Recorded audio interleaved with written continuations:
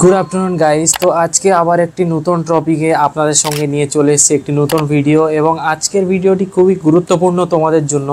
তো আজকে তোমাদের এই বিষয়ে একটি ধারণা দেব যে দেখো, ভিডিও তো আমি অনেক আপলোড করছি তোমাদের জন্য, চেষ্টা করব এর আগামী দিনেও ভালো ভালো ভিডিও টপিক নিয়ে আসার। তো গাইজ আজকে মেনলি যে টপিকে কথা বলবো তোমাদের, যে যারা নতুন জিএনএম নিতে যাচ্ছ, ঠিক আছে, কোর্স যারা নতুন জিএনএম নিতে যাচ্ছ তোমাদের জন্য খুবই গুরুত্বপূর্ণ এই ভিডিওটি। এবং জিএনএম কোর্সে দেখো, কমপ্লিটলি একটা জিএনএম কোর্স নিতে গেলে তোমাদেরকে কি কি ফলো করতে হবে, কি কি স্টেপ ফলো করতে হবে, সমস্ত কিছু এই ভিডিওতে আজকে আলোচনা করব। তো চলো ততক্ষণে ভিডিওটি শুরু করা যাক।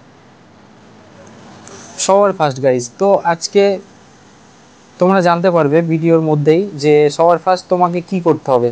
দেখো, নাম্বার ওয়ান, ফার্স্ট হচ্ছে তুমি যদি আর্টস স্ট্রিম থেকে হও বা সায়েন্স স্ট্রিম থেকে হও, জিএনএম আর্টস সায়েন্স দুটোতেই অ্যাকসেপ্টেবল আছে। তো তোমাদেরকে যে কোনো একটি স্ট্রিম থেকে তোমাদেরকে অ্যাপ্লাই করতে হবে।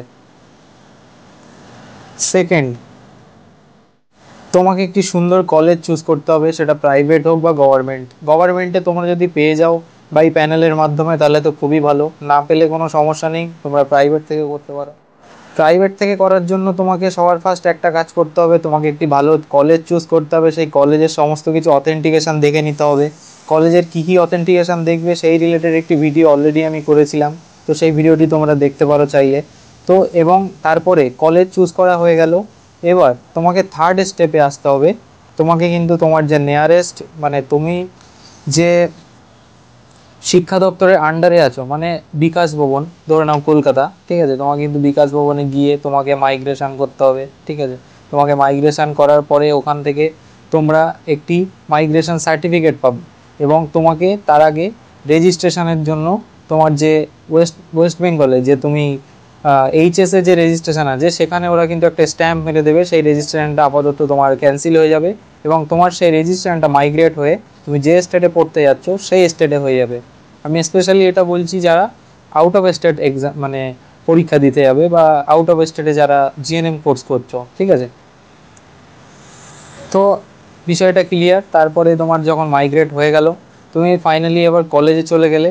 কলেজে যাওয়ার পরে তুমি কলেজে তোমার পেপারসপত্র দেখালে, মাইগ্রেশন সার্টিফিকেট শো করলে, তোমার ফার্স্ট ইয়ারে ফিস দিতে বলবে। ফিস স্ট্রাকচারটা ডিপেন্ড করবে তোমার কলেজের উপরেই, কেমন তোমার কলেজ কোন স্টেপে নেবে, ঠিক আছে। তো এবার নাম্বার ফোরে আসি। কলেজ কিন্তু এবার তোমার ডকুমেন্টগুলো ভেরিফিকেশান করার পরে তোমার কিন্তু রেজিস্ট্রেশনের জন্য অ্যাপ্লাই করে দেবে, এবং তোমার ক্লাস শুরু হবে। তারপরে ক্লাসে শুরু হয়ে যাওয়ার পরে তুমি কিছুদিন পরে, মানে কিছু মাস পরে, 2-4 মাস পরে তোমার একটি রেজিস্ট্রেশন প্যানেল বেরোবে ওই বছরেরই, ঠিক আছে।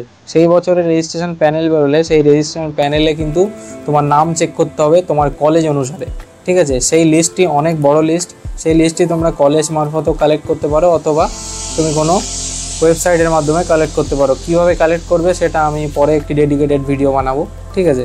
তো তোমরা কমেন্ট করবে তোমরা যদি জানতে চাও আমার থেকে, আমি অবশ্যই প্রসেসটা বলে দেবো। সেই রেজিস্ট্রেশন লিস্টেই তোমার কিন্তু সমস্ত কিছু, তোমার নাম থেকে শুরু করে রেজিস্ট্রেশন নাম্বার সমস্ত কিছু শো করবে। ওটা কিন্তু দেখা খুবই গুরুত্বপূর্ণ, তাহলে বুঝবে যে তোমার ওটা মাইগ্রেট হয়ে গেছে, তুমি এখন তোমার সেই পার্টিকুলার স্টেটের আন্ডারে তুমি এখন পড়াশুনো করছো। আশা করছি তোমার এই জিনিসগুলো ক্লিয়ার হয়ে গেছে। ব্যাস, এটাই হচ্ছে জিএনএম পুরোপুরিভাবে অ্যাপ্লাই করার একটা প্রসেস। তো আশা করছি তুমি ভিডিওটি ক্লিয়ারলি বুঝতে পেরেছো। পরবর্তী ভিডিওতে আবারও দেখা হচ্ছে, ততক্ষণে সবাই ভালো থাকবে এবং সুস্থ থাকবে। জয় হিন্দ।